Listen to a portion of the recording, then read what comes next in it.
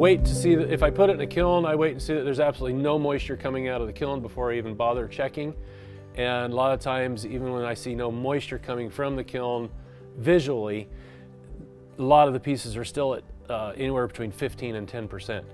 If I keep the kiln going for another couple of weeks, keep in mind I have a low temperature kiln, I'm only up to about 115 degrees. It'll take another several weeks to go from that 10-15% to get it down to 6 or 7%.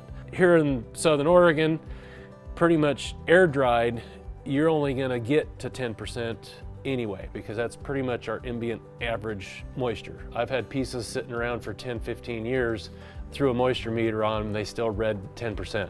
I haven't played around with that same piece to see what it reads in August versus February.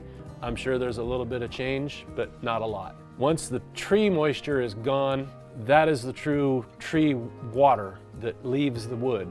Once that water's gone, the wood is dry. Ambient humidity will allow that wood to expand and contract, and right now, the grain is running this way in this bowl. As this bowl dries, it's going to shrink more to the width than on the length. So right now, this bowl is about 12.5 inches in diameter. There's several flaws. There's a little crack here, there's a bark inclusion here. This crack may continue, may not be a really good viable bowl when it's done.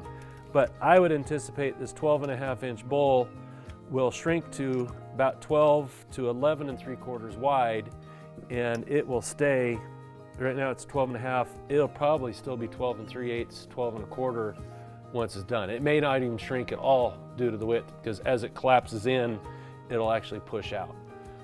So you want to leave the sidewall thick enough so that you can secondary turn this and still get a round piece.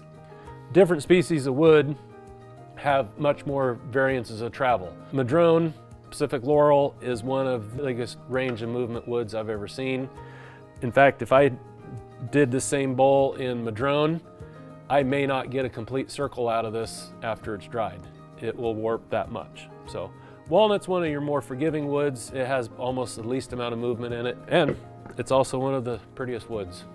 So I green turn these because a large block of wood will always crack, especially being more of a cubical piece. Maybe if you had a slab 6 inches thick, 10 feet long, you're still going to get cracks that encroach a foot or so into the end of the into the beam.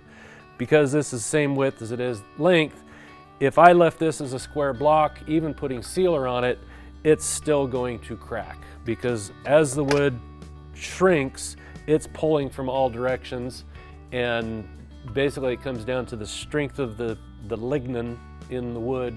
The shrinking becomes stronger than the strength of the grain holding the wood together. So large blocks of wood, due to the inconsistent shrinking, will always crack. Even if with a kiln where you have more controlled evaporation rates, large cubical pieces will still crack.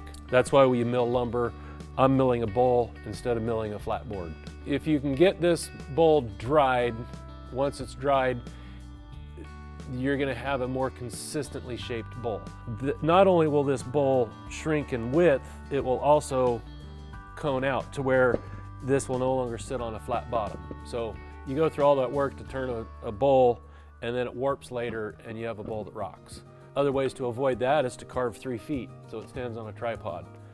I do that with natural edge bowls because you have no reference of what's truly round. So this will become more just a utilitarian salad bowl for serving salads, bread, chips, or just to be a fruit centerpiece on a table. This piece, there's a pretty good bark inclusion crack here.